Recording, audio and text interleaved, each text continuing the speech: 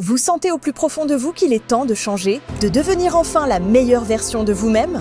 Dans cette masterclass exceptionnelle, Luc Baudin, expert reconnu en développement personnel et ancien médecin, vous révèle comment accomplir votre légende personnelle.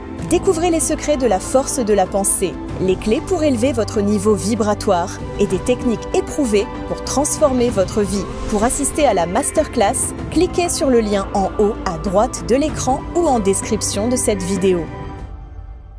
Le corps, il n'oublie pas. À chaque fois qu'on a vécu des événements qui sont intenses émotionnellement, le corps et notre système nerveux, en fait, il est là pour assurer notre survie. Donc, il doit estimer et se dire « Ah ben là, Marc, dans cette situation, il ne va pas pouvoir assumer plus qu'un certain niveau émotionnel. » Et si l'événement qu'on vit nous renvoie une émotion plus intense, qu'est-ce que le corps et le système nerveux va faire? Eh bien, il va stocker ces émotions, il ne va pas finir le processus de ces émotions, et ces émotions, elles restent là. Et par le biais de la respiration, en fait, ça permet de les réactiver pour les libérer, pour finir ce processus.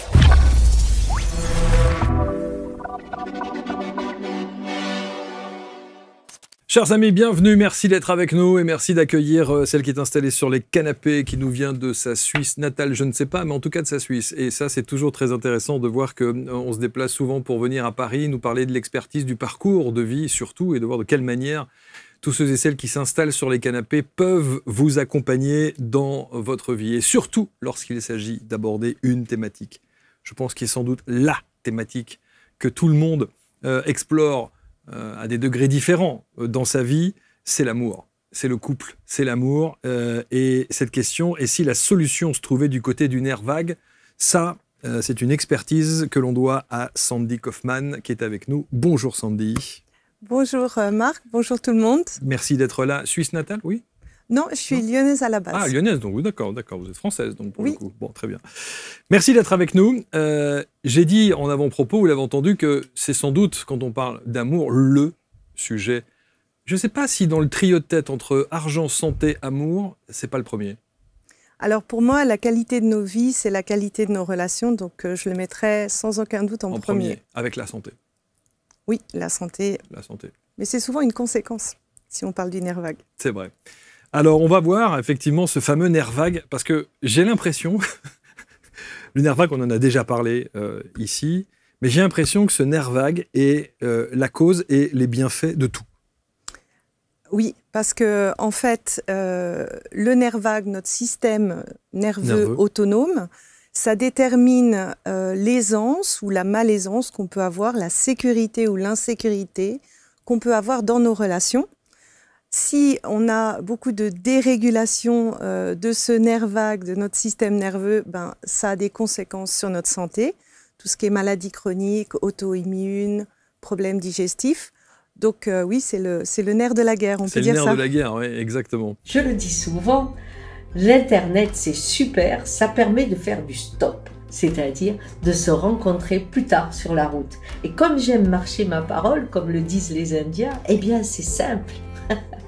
Je vais vous rencontrer cette année, je vais faire une petite tournée avec ABC Talk TV et je vais pouvoir partager avec vous ces moments difficiles que nous traversons, se posant des questions mais aussi en s'ouvrant à des réponses différentes de celles habituellement données et ainsi porter la voix dans ce temps déraisonnable du cœur et de la créativité qui peut inspirer chacun quand il ose marcher dans le monde avec confiance. Il y a des thèmes très forts qui peuvent être portés, comme l'anxiété, bien sûr, quand on ne peut pas imaginer le futur, mais il y a aussi la famille qui est en train de changer, il y a ce chaos dans lequel on arrive.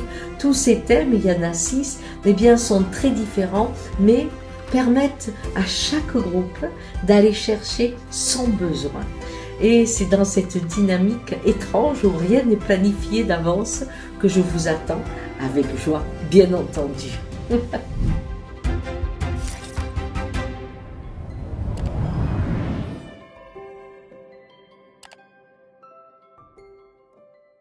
La question que tout le monde se pose à chaque fois quand j'invite une thérapeute, coach, accompagnant de vie, etc., c'est la légitimité qu'a cette personne à nous offrir et nous dévoiler comme ça son expertise. Quand on lit votre parcours de vie, on se dit que vous savez de quoi vous parlez. On va dire que je suis dans le domaine où j'ai le plus galéré dans ma vie.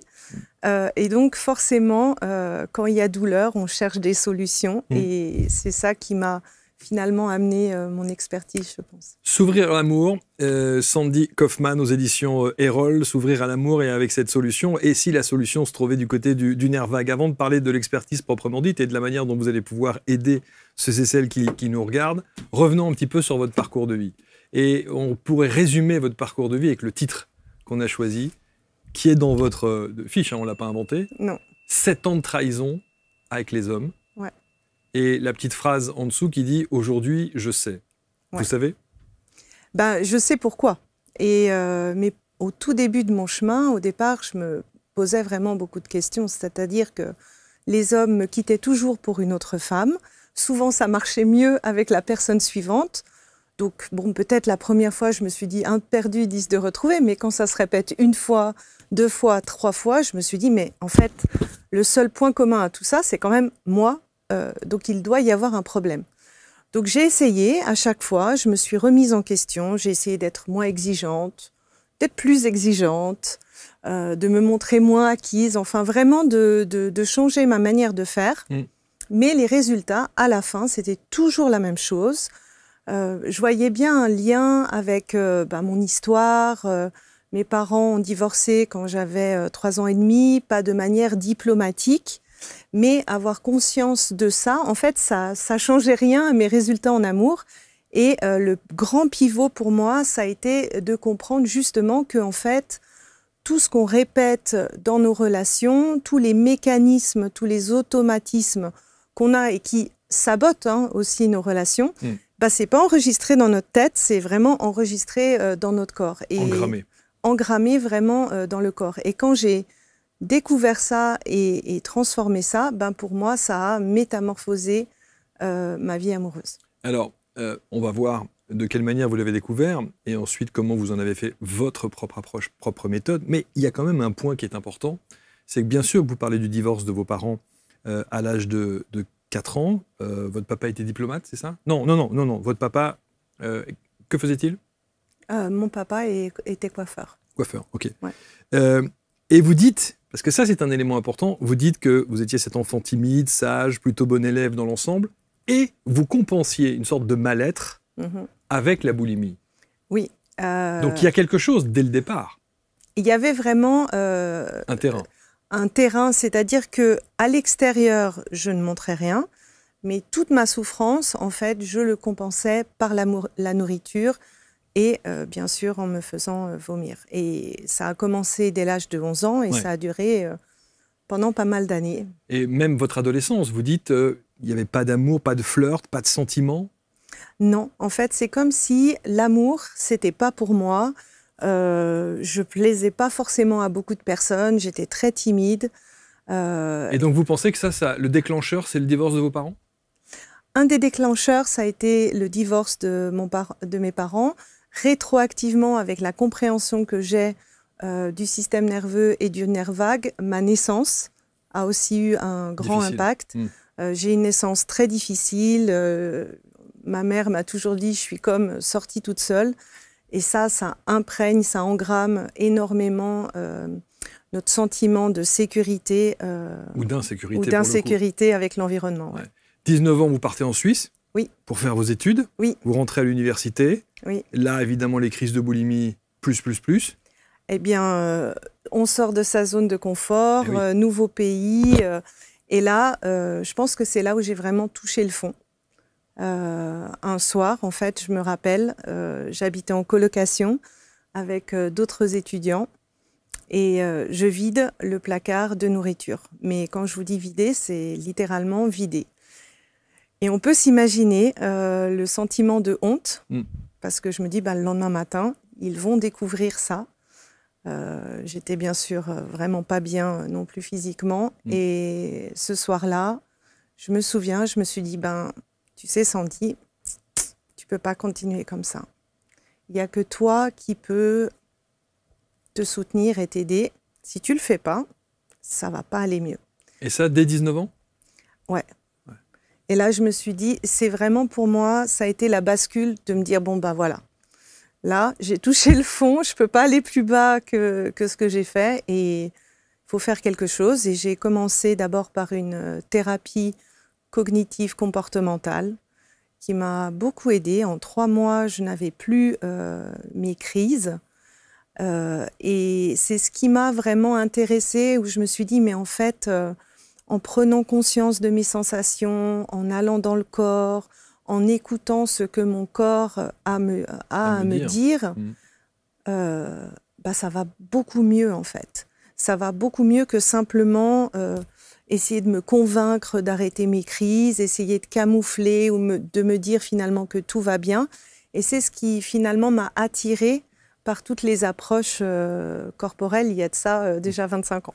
Mais lorsque, à 11 ans, on commence des crises de boulimie, jusqu'à 19 ans où vous prenez conscience, parce qu'il y a cet épisode qui véritablement est violent et vous saute au visage, si je puis dire, entre 11 et 19, vous n'êtes pas accompagné? Vos parents ne vous disent pas non?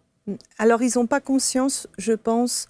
Ils ont conscience que je suis peut-être quelqu'un de timide, quelqu'un de réservé, mais je pense qu'ils n'ont pas réalisé l'ampleur des crises que j'avais. Je cachais très bien. Et c'est vraiment, en fait, un mécanisme que je reproduisais en relation. J'étais la fille cool, qui n'avait jamais de problème, jamais d'émotions difficiles, qui n'avait pas besoin d'être rassurée. Donc, émotion cachée. Émotion cachée. Soit tout va bien, puis d'un seul coup, bah, j'explosais. Et puis, bien sûr, personne ne comprenait.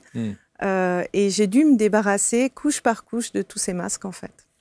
Alors, vous allez évidemment grandir comme ça, prise de conscience à 19 ans, vous faites vos études, vous êtes chef de produit, c'est ça? Oui, après, je commence en tant que chef de produit. Chef de produit, donc réussite professionnelle dans l'absolu, mais toujours ce mal-être? Eh bien, j'étais en processus. Processus d'évolution et de réparation. Oui, donc parallèlement à mes études, j'ai cherché d'autres approches par le corps, notamment la première approche qui m'a fait réaliser à quel point le corps enregistre et emmagasine en fait toutes les émotions qu'on n'a pas pu processer jusqu'au bout. Ça a été la thérapie de rebirthing. Voilà. Alors, qu'est-ce que c'est ça, le rebirthing? Alors, le rebirthing, c'est une technique de respiration qui nous fait revivre notre naissance. Et quand j'ai fait ça pour la première fois, j'avais ce sentiment de mourir, mais vraiment pendant 2 heures de temps où je respirais, c'était tellement intense. Et la première prise de conscience que j'ai eue, je me suis dit, ah ben je comprends pourquoi je mange. Si j'avais tout ça qui était enfoui dedans moi, il fallait que je me rassure quelque part. La nourriture, c'est un grand lien émotionnel, de confort. Et ça m'a fait réaliser que en fait, j'étais pas folle, c'est qu'il y avait une vraie raison et que mon corps en fait hurlait de soins et de réparation. Alors, juste un mot pour revenir sur la technique du rebirthing. C'est un peu comme le breathwork, tout passe par une technique de respiration, purement respiration. Il n'y a pas d'état modifié de conscience, de sous-hypnose ou de choses comme ça, non? Non, alors c'est la respiration holotropique. Oui. Dans le breathwork, je suis aussi formée en breathwork, il y a aussi la respiration consciente connectée qui est un petit peu plus douce.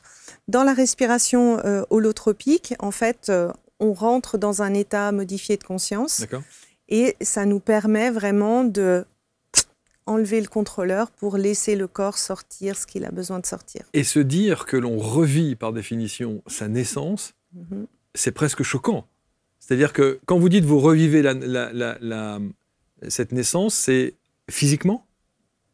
C'est les sensations qu'on a ressenties à l'époque. Donc le corps, il n'oublie pas.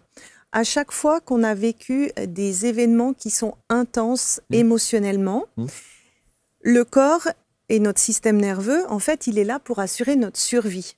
Donc il doit estimer et se dire, ah ben là, Marc, dans cette situation, il ne va pas pouvoir assumer plus qu'un certain niveau émotionnel. Et si l'événement qu'on vit nous renvoie à une émotion plus intense, qu'est-ce que le corps et le système nerveux va faire? Eh bien, il va stocker ces émotions, il ne va pas finir le processus de ces émotions, et ces émotions, elles restent là. Et par le biais de la respiration, en fait, ça permet de les réactiver pour les libérer, pour finir ce processus. Ce qui est assez... ça fait partie évidemment des techniques. Vous rajoutez aussi des massages. Des massages de libération émotionnelle et des massages de déprogrammation. Exactement. Donc, suite au rebirthing, je me suis dit, non mais là, j'ai compris, mon corps a beaucoup de stockage. Et donc, je suis allée vers ce massage de libération émotionnelle. C'était une amie à ma mère qui faisait ce massage.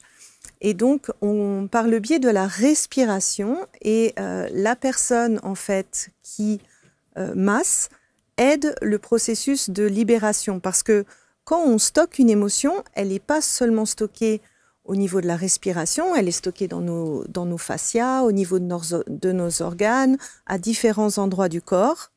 Et là, c'était à nouveau, pour moi, quelque chose d'incroyable. À chaque fois que j'allais faire un massage, de voir toutes les émotions qui étaient ancrées, stockées en moi, qui sortaient, pas forcément liées à ma naissance, et je voyais vraiment une différence massage après massage, où je sentais que j'étais plus en paix, que j'étais plus libre, en fait, vraiment libérée d'un poids. Hein. Ouais. Et l'intensité de mes crises diminuait. Enfin, je voyais aussi qu'il y avait un impact sur mes mécanismes que j'avais d'avant. Et vous trouvez l'homme de votre vie. Exactement. Alors ça, c'est grâce au deuxième massage, qui est ce massage de déprogrammation.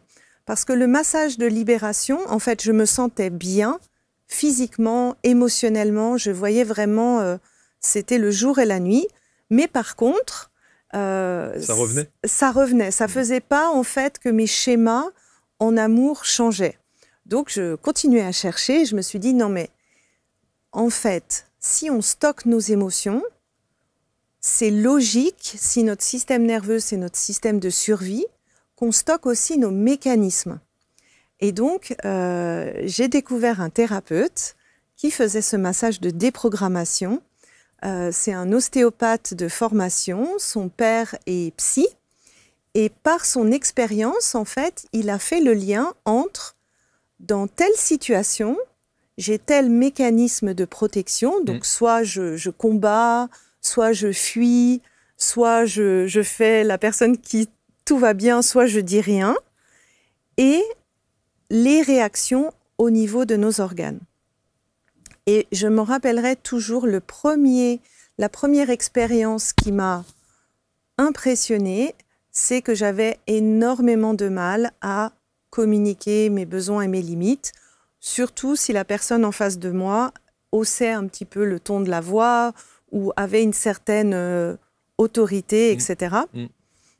Et on fait ce massage de déprogrammation.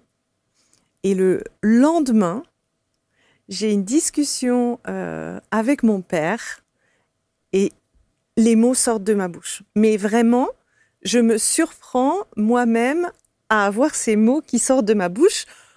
Je me dis, mais c'est pas possible, c'est pas toi. Et en fait, c'est assez logique, c'est ce mécanisme de protection que j'avais enregistré était déprogrammé. Et donc, naturellement, j'ai eu une autre réaction. Mais cette discussion que vous avez avec votre père, c'est que vous aviez quelque chose à régler avec lui ?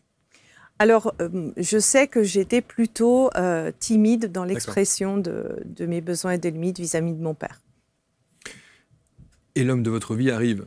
Mais ça veut dire que, on va y revenir, mais ça veut dire que la période des 7 ans dont vous parlez, c'est cette période pendant laquelle vous faites ces expériences de massage de libération et l'expérience de déprogrammation ? Oui, j'ai au fur et à mesure, c'était un peu comme j'essaye et puis je vois ce qui marche, je corrige, je change. Et après, en fait, dans cette période de 7 ans, je me suis formée à ces deux méthodes, en fait, le massage de libération et le massage de déprogrammation, Et le dernier schéma que j'ai changé, je suis allée chez la personne qui m'a formée et je lui ai dit, là, il faut que tu me fasses ce travail-là, ce mécanisme-là. Et j'ai rencontré mon mari juste après. Extraordinaire, je veux savoir la rencontre. Comment ça s'est passé? Parce que à force de cumuler dans les schémas répétitifs des échecs amoureux, j'imagine que même si, et fort heureusement c'est votre mari aujourd'hui depuis 15 ans, mais j'imagine que vous avez dû douter. Ah mais exactement, et c'est une phase qui est naturelle en fait, c'est que même au début de notre relation, c'était quelqu'un de super sécure, qui était ouvert à comprendre mes émotions, qui me rassurait, qui montrait de l'engagement. Mais pour moi, dans ma tête, au départ, c'était « c'est trop beau pour être vrai ».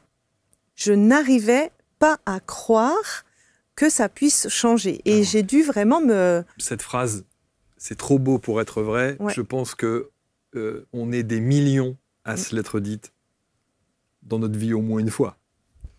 Oui, et honnêtement, je dois dire qu'il m'a beaucoup aidé parce qu'il a été compréhensif. C'était pas facile au départ, j'ai quand même dû lui avouer les 7 ans de trahison pour qu'il comprenne un petit peu pourquoi j'avais certaines réactions, pourquoi des fois j'avais peur. Mais c'est vrai que quand on a une base de relation qui est saine, eh ben, on arrive à dépasser ça. Et grâce à lui, le dernier maillon, c'est trop beau pour être vrai, j'ai pu le dépasser. Souvent, après cette phrase de « c'est trop beau pour être vrai », il y a « mais autorise-toi à être heureuse ». Ce n'est pas une question d'autorisation, c'est une question pour le système nerveux de croire qu'un autre résultat est possible. Et donc, le système nerveux, tant qu'il n'a pas assez de preuves, son job, c'est la survie. Donc, il a besoin d'avoir un certain temps de relation pour dire « Ah ben oui, là maintenant, il y a une autre issue possible. Tu ne vas pas être à nouveau trahi, tu ne vas pas être à nouveau quitté. » Mais ce laps de temps de sécurité, vous l'avez eu aussi avec vos précédentes relations, non? Ah ben non, le terrain était toujours mouvant. Ah ok. Il n'y avait pas de sécurité. C'est là où le massage de déprogrammation des schémas a fait un travail. Même mes amis m'ont dit « Mais Sandy, pourquoi tu es attirée par lui? C'est pas du tout ton type d'homme habituel. » Ah bon? Et c'était vrai, en fait. C'est quelqu'un de plutôt posé, plutôt calme. Les autres étaient comment, alors, pour le coup, à l'opposé? Alors, vraiment physiquement, totalement différent. Okay. Et c'était pas un jeu, j'étais vraiment attirée par lui. Mais j'ai vraiment vu que ce massage de déprogrammation avait changé par qui j'étais attirée, en fait. C'était assez surprenant au point que mes amis me disent « Mais t'es sûr de toi, là? T'es sûr de toi, exactement. » Donc, vous allez construire, en fait, votre approche et votre accompagnement, et en fait, de toutes les expériences que vous avez pu avoir, vous allez modeler tout cela pour en faire votre propre approche. Exactement. Alors, je n'ai pas décidé comme ça tout de suite d'être thérapeute. Ça a été un long processus. Mais quand je me suis enfin décidée, j'ai vraiment essayé de regarder, OK, quelles sont les approches qui ont vraiment fait une différence pour moi, pour changer ma vie amoureuse. Et c'est comme ça, tout simplement, que j'ai constitué mon approche qui combine du coaching avec ces deux approches psychocorporelles. Psychocorporelles, donc, au travers des massages? Au travers des massages, donc, exactement. Donc que du présentiel, pour le coup? Oui, alors toute la partie coaching se fait à distance. D'accord. Et pour la partie corporelle, il faut venir une journée dans mon cabinet. Bon, question toujours un petit peu provocante. On est bien d'accord que ces massages de déprogrammation et de libération émotionnelle, ce n'est pas des papouilles? Ah non, ce n'est pas des papouilles, non. Non. C'est physique? On ressent ça physiquement, pour le coup? Oui, alors, les mécanismes de réaction de notre système nerveux, c'est physiologique, en fait. Quand on se sent dans un état de survie, on est soit en hypervigilance, on peut se sentir bloqué. C'est des réactions assez fortes Et souvent, je n'ai pas besoin de dire aux personnes qui viennent à la journée, attention, c'est ça. Elles le ressentent d'elles-mêmes et elles voient à quel point, selon le schéma qu'on est en train de travailler, il y aura peut-être certains organes qui vont être en réaction. Selon un autre schéma, c'est d'autres organes. Et aussi, les organes ne vont pas réagir de la même manière selon ce qu'on déprogramme. Au-delà de l'aspect, évidemment, vie amoureuse, et puis on limite et on arrête ces schémas répétitifs, sur la thématique notamment de la boulimie, peut-être parfois des crises d'angoisse de ceux qui nous regardent, on pourrait se dire que une personne qui n'a pas nécessairement de problème de vie amoureuse, mais des problèmes de boulimie ou de crise d'angoisse et autres, donc problèmes émotionnels, est-ce qu'on peut faire appel à vous pour régler cette situation ?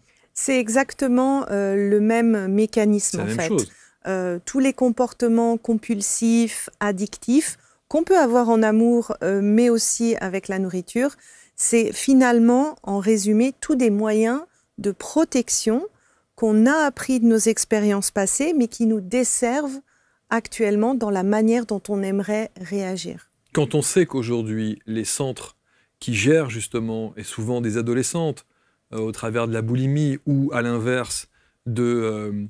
j'ai un trou de mémoire. Anorexie. À l'anorexie, pardonnez-moi. Ouais. Je me dis que ils devraient tester ça. Ouais. Essayons ça dans tous les centres qu'on connaît. À Paris, il y en a beaucoup. Il y a la Maison de Solène. Il y a beaucoup d'enfants ou d'adolescents qui sont dans des situations psychologiques extrêmement affaiblies. Donc on pourrait essayer cette méthode. Moi, j'adorerais créer une école. Ça serait mon rêve. Un centre de quelque chose. Ouais. Vous avez d'autres exemples au-delà de la vie amoureuse de ceux que vous avez testés? Dernièrement, j'ai une personne qui est venue pour l'amour, mais quand elle est dans des grands endroits avec beaucoup de foule, comme par exemple une gare, elle a de l'agoraphobie. C'est-à-dire qu'elle est vraiment avec de l'anxiété. Suite à la journée passée, elle m'a écrit, elle m'a dit « Sandy, c'est la première fois que je suis dans une gare et j'ai pas peur des gens ». Et c'est assez logique en fait. Si notre corps réagit par des émotions aussi intenses, je pense que le corps c'est la machine la plus intelligente, la plus sophistiquée qui existe. Donc le corps il réagit pas juste comme ça pour nous embêter, c'est que si dans son passé, il a vécu quelque chose et il y avait une vraie raison de répondre, et bien là, en fait, il suffit de comprendre ce qui l'a fait réagir, de désactiver ce mécanisme. Et quand c'est désactivé, c'est désactivé. Le corps, il sait très bien comment réagir autrement. Mais il y a beaucoup on a fait plein d'émissions, mais pas sur l'aspect du massage, mais sur la déprogrammation cellulaire. On sait, il y a plein d'autres méthodes qui permettent de faire ça. Là, le fait de passer par le corps et donc le toucher, véritablement, c'est une autre approche. Ouais. Moi, ça se voit en fait. Je peux vous donner plusieurs exemples alors plus sur les relations amoureuses parce que c'est le cœur de mon métier. Ouais. Mais par exemple, j'avais une cliente qui ne comprenait pas pourquoi dans ses relations, elle se faisait toujours ghoster à 5 mois. Elle se faisait toujours ghoster à 5 mois et ça se répétait précisément à ces 5 mois. Et à chaque fois que le 4e mois et demi arrive, elle devait dire « aïe, aïe, aïe, dans 15 jours, c'est fini ». Non, mais c'était une anxiété énorme. Et en fait, quand on est remonté, donc la première étape que je fais dans mon accompagnement, c'est un bilan, je demande ce qui s'est passé, notamment à la naissance. Et elle m'a expliqué qu'aux 5 mois in utero, il y a eu une complication. Donc, qu'est-ce que le système nerveux a enregistré? À 5 mois, il se passe quelque chose d'extrêmement dangereux. Et c'est ce qu'elle répétait, en fait, dans sa vie amoureuse. Et je peux vous dire qu'au moment où on a déprogrammé le schéma, la réaction de stress de son corps, elle était impressionnante. Un organe, en fait, quand il ressent du stress, il peut soit se contracter, et vraiment, au moment où je fais une manipulation de type ostéopathique, on sent l'intensité du stress de la personne qui a vécu ce stress. Et c'était impressionnant. Mais d'abord, elle n'avait jamais fait le lien entre les 5 mois de séparation et à l'âge de 5 mois? Elle n'avait pas fait le lien, mais juste faire le lien, juste comprendre nos mécanismes. Comme moi, j'avais pu comprendre que le divorce de mes parents avait impacté ma vie amoureuse, ça suffit pas. Parce que le système nerveux, c'est une réaction physiologique. Donc ça doit passer par une déprogrammation de ce mécanisme de réaction. Et donc vous, évidemment, ça vous a considérablement changé la vie. Et c'est vrai que mettre à disposition ce protocole, mais je me demande toujours, là en l'occurrence pour l'exemple dont vous avez parlé, cette femme a des choses extrêmement précises à vous donner comme information pour le coup dans l'échange. Oui. Mais quelqu'un qui ne sait rien de tout ça.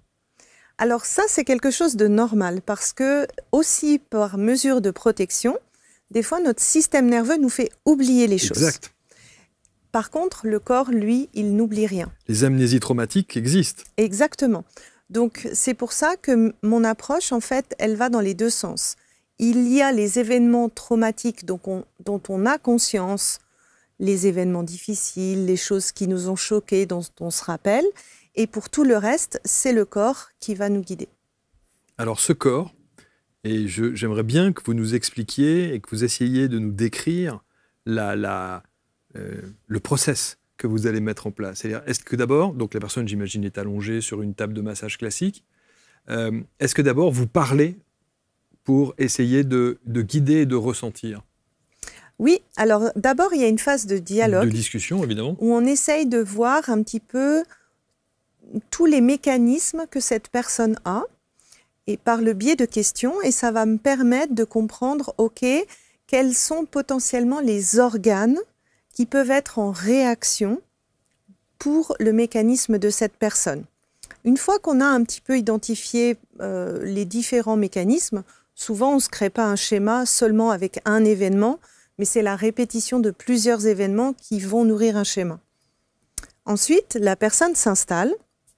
Je lui demande de se rappeler d'un événement et on va voir en fait quels sont les organes qui sont réveillés au travers de cet événement. Et ensuite, le but, c'est de désactiver, déprogrammer cette réaction, ce mécanisme de réaction que la personne a. Mais vous parlez de massage. Ça veut donc dire que lorsque vous apposez vos mains sur le corps, il y a un mouvement de massage ? En fait, ça ressemble à des manipulations chez un ostéo, comme de l'ostéopathie viscérale. On peut masser un foie, on peut masser des reins, etc. Et le but, c'est d'abord de désactiver ce qu'on a appris et ensuite de ne pas laisser le système nerveux sans un mécanisme de réaction. Donc là, on va proposer à notre système nerveux, dans une situation donnée, comment est-ce que tu aimerais réagir?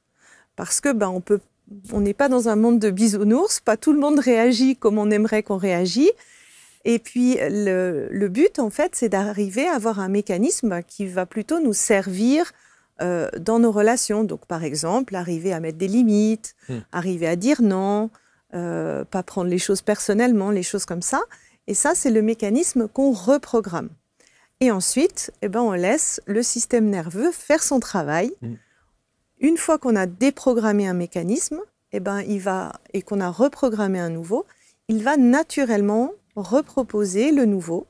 Et au fur et à mesure des répétitions, ce mécanisme va se renforcer. Donc l'organe qui est en lien avec l'émotion en question, vous allez ressentir tout de suite physiquement sous vos doigts, sous vos mains, vous ressentez la contraction et le point de blocage. Oui, et il n'y a pas que moi. Souvent, la personne qui vit ça, elle est impressionnée de voir la réaction de l'organe, en fait.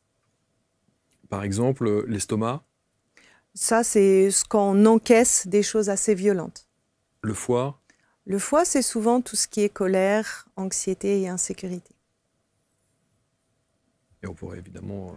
Alors, on peut faire, toute la liste, oui. Et alors, une fois que vous avez effectivement identifié, vous savez que c'est cet organe-là, donc qui est souvent lié à une émotion particulière. Alors souvent, il y a plusieurs organes Il y a plusieurs organes et donc du coup, ça corrobore. Oui. Et donc ça vient confirmer, en fait, puisqu'il y a plusieurs organes. La déprogrammation. Que faites-vous pour déprogrammer alors l'acte? L'acte, c'est ce que j'ai dit tout à l'heure. En fait, c'est des manipulations d'ostéopathie viscérale. Ok, d'accord. Donc c'est cette action de massage qu'il peut y avoir, voilà. en fait, ça transmet l'information à l'organe qu'il n'y a pas besoin de stresser. Et on laisse en fait ce processus se finaliser jusqu'au bout. Ça, c'est quand même, ça, c'est extraordinaire quand même. Ah, ça doit être fantastique de voir l'avant et après, pour le coup. Ah, c'est une, je veux dire, une magie que c'est incroyable. En fait, à chaque fois que je suis à mon cabinet et que je ressors le soir de mon cabinet, je me dis, mais le corps est une machine incroyable. Elle a notre corps a une logique qui est vraiment, qui fait sens. Et quand on comprend comment il fonctionne et quand on soutient notre corps, bah, il y a des guérisons incroyables. Et vous vous êtes spécialisé dans l'amour, véritablement, oui. Les relations amoureuses. Exactement. Parce que c'est sans doute l'angle, la thématique sur laquelle on vous interroge le plus souvent, j'imagine. Ben, en fait, c'est rigolo parce que quand j'ai commencé à être thérapeute, alors déjà, le début était pas forcément... Je me suis jamais projetée à être thérapeute, mais quand je me suis enfin décidée, ce qui était rigolo, c'est que les gens sont venus principalement pour le domaine de l'amour. Et au départ, je me suis dit, mais c'est bizarre d'aider des gens dans un domaine où j'ai souffert. Et puis, en fait, je me suis rendu compte que tous les outils que j'avais cherchés pour moi, finalement, ils aidaient aussi les autres personnes. Et donc, c'est comme ça que je me suis spécialisée dans l'amour. Spécialisée dans l'amour. Vous avez dit quelque chose d'intéressant parce que vous dites le fait de devenir, enfin d'officialiser ce titre de thérapeute, c'est pas fait comme ça du jour au lendemain et le processus a été relativement long. Et dans cette longueur de processus, on parle souvent du syndrome de l'imposteur, qu'on a tous, bien entendu. Est-ce que ça, quelqu'un qui vient vous voir et qui vous dit « Moi, j'ai le syndrome de l'imposteur parce que je rêve de faire quelque chose, mais je n'ai pas cette légitimité, en tout cas, je ne ressens pas la légitimité à », est-ce qu'on peut libérer émotionnellement ça et déprogrammer? Oui, alors souvent, ça a un lien avec la place qu'on a dans ce monde. Donc, moi, souvent, quand je travaille avec une personne, j'essaye de voir les schémas qui sont dominants et qui se répètent le plus dans la vie de quelqu'un. Et souvent, le syndrome de l'imposteur, ça a souvent un lien avec la place et souvent un lien avec comment s'est passée la période in utero et la naissance. Et je me souviens notamment d'une personne qui était venue ici nous raconter son positionnement dans la fratrie, suite notamment au décès de son aîné.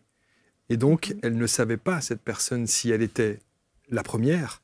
Elle l'est physiquement, mais elle est la seconde, en fait, dans l'absolu. Donc, légitimité de prendre sa place dans la fratrie. Oui. Ça aussi, c'est quelque chose qui, émotionnellement, peut bouger les lignes.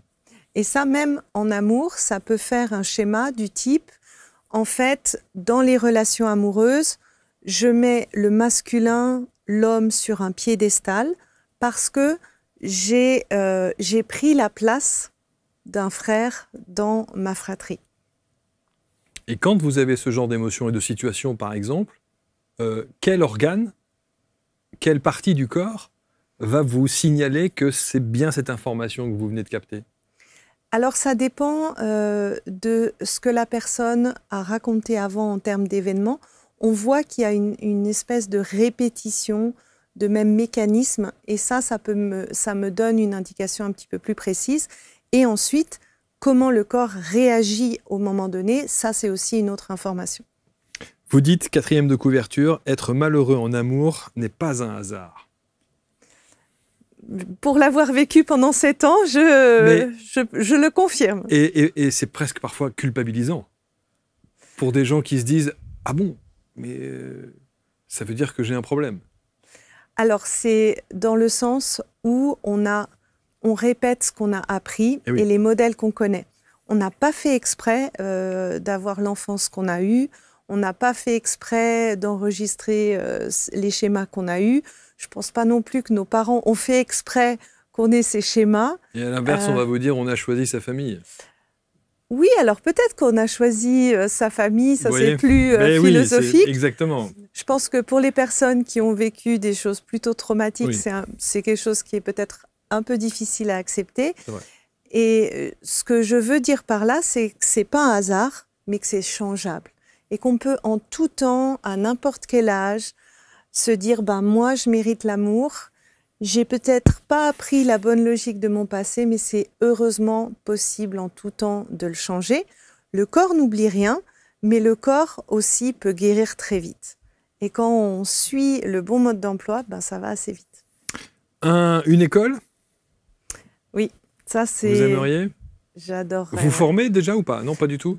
Non, pas encore. Pas encore. Mais j'aimerais bien faire une école, former des thérapeutes et puis avoir quelque chose comme un cercle vertueux, c'est-à-dire que les personnes qui se forment proposeraient des soins gratuits à des personnes qui en ont le besoin, des centres, des enfants, des adolescents, etc. Donc voilà. Et vous faites déjà les enfants et les adolescents? Oui, alors l'approche que je pratique, elle est adaptable aux enfants. Donc là, ils parlent moins, ils nous expliquent par le biais de dessins. Mais c'est incroyable de voir à quel point les enfants sont tellement conscients de ce qui se passe dans leur corps. Et souvent, on entend dire que vous avez des thérapeutes qui se retrouvent confrontés à des situations d'enfants ou d'adolescents et qui demandent en fait à voir les parents parce que la problématique pour solutionner la problématique de l'enfant, c'est déjà de passer par les parents. Souvent, je dis toujours parents heureux, enfants heureux. C'est encore une fois, je suis moi-même maman. Je pense que quand on est parent, on essaie de faire de son mieux, mais souvent, on n'a pas toujours la pleine capacité en fonction de ce qu'on a appris. Des fois, on répète des modèles qui ne sont pas très sympas. Donc, des mémoires. Des mémoires. Moi-même, des fois, je me dis, oula, Sandy, il faut que tu changes ton mécanisme aussi avec mon fils. Donc, c'est sûr que des parents qui prennent soin d'eux, qui prennent soin de leur système nerveux, bah, ça donne à la base, c'est un cercle vertueux, ça fait des enfants qui sont plus en sécurité, qui ont moins de schémas qui arrivent. Mais voilà, on n'est pas parfait.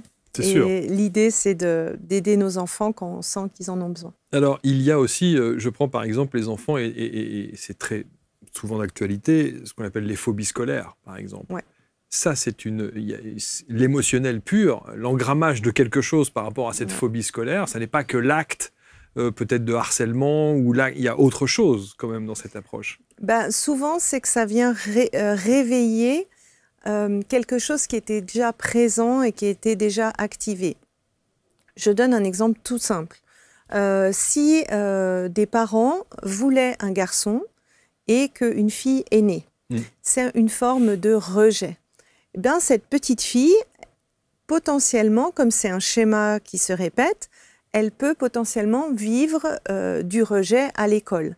Et c'est pas seulement le rejet qu'elle vit à l'école qui va créer ces émotions intenses, c'est parce que, en fait, l'événement qu'elle vit à l'école, ça vient réveiller quelque chose qui est déjà ancré et programmé en elle.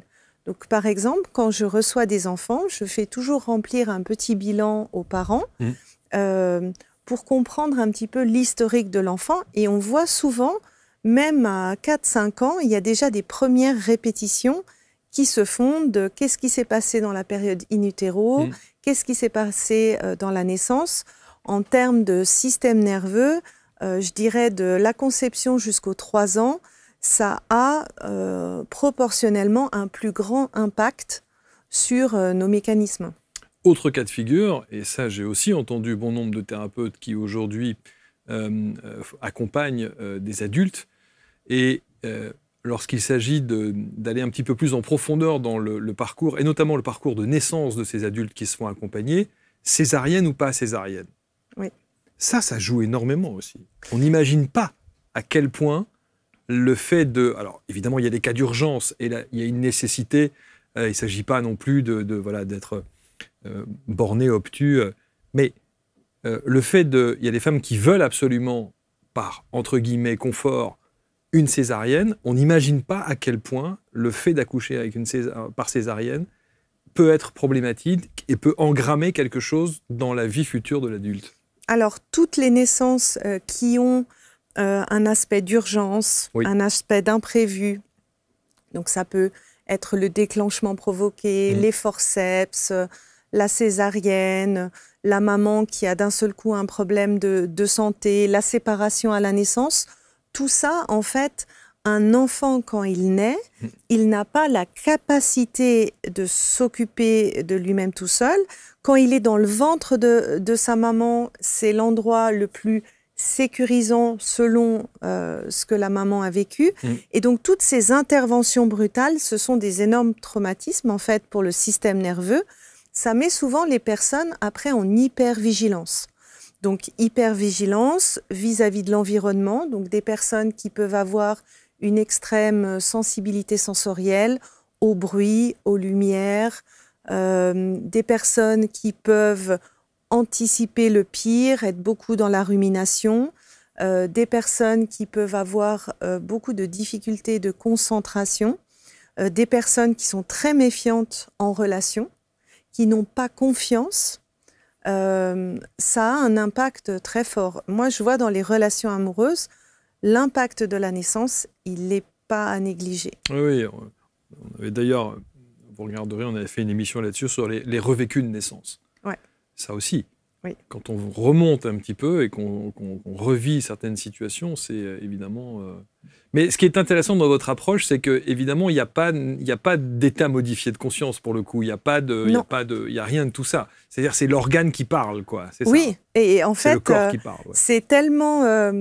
au début de la journée, quand les gens viennent vers moi, j'appelle ça la journée passée, tout le monde se dit, mais comment je vais ressentir les choses? Ça paraît un peu abstrait, c'est vrai. Mais quand le corps réagit et que le corps sort ce qu'il a à sortir, c'est comme ah mais oui, j'avais tout ça en moi. Ou même des fois, il y a des personnes qui me disent, c'est marrant, au moment où on a déprogrammé ce schéma, c'est la même réaction du corps que j'ai quand j'ai un stress ou quand j'ai un moment de panique. Ces réactions-là, vous les avez déjà ressenties. Elles sont tellement automatiques des fois qu'on n'en a plus conscience. Mais quand elles reviennent, c'est là où on se dit « Ah oui, c'est ce sentiment ». Moi, je sais que souvent j'avais la boule au ventre, le sentiment que le sol, en fait, s'ouvrait sous mes pieds. Et cette réaction, à chaque fois que un partenaire m'écrivait pas pendant quelques heures, ne répondait pas à mes SMS, ce sentiment-là, il revenait. Et c'est ça, en fait, cette empreinte dans le corps. C'est ça, ce mécanisme. Il y a un mélange de dépendance affective et de syndrome de l'abandon. Alors, pour moi, c'était différent. C'était vraiment des situations que je ne pouvais pas contrôler. Okay. Parce que j'avais vécu une scène avec mes parents où je ne pouvais pas les contrôler. Donc, tout ça est du passé, c'est réglé? Oui.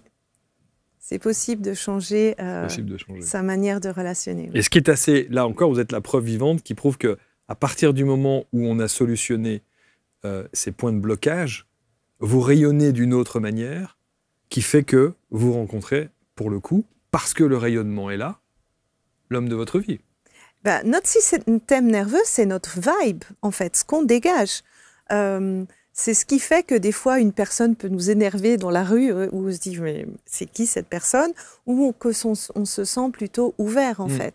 C'est physiologique, c'est par le biais de la co-régulation, de la co-dérégulation, on match plus avec certaines personnes plutôt que d'autres. Et quand on change notre système nerveux, on match avec d'autres.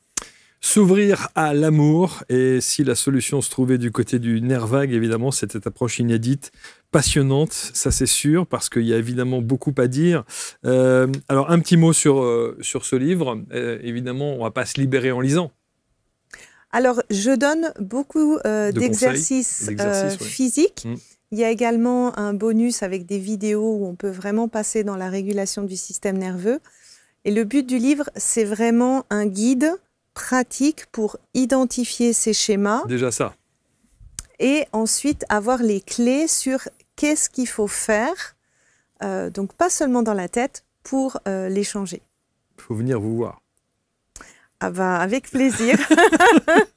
Il faut venir vous voir. Et alors, il y a effectivement cette première approche, vous le disiez, pour connaître un peu l'histoire et essayer d'identifier où seraient situés ces points de blocage.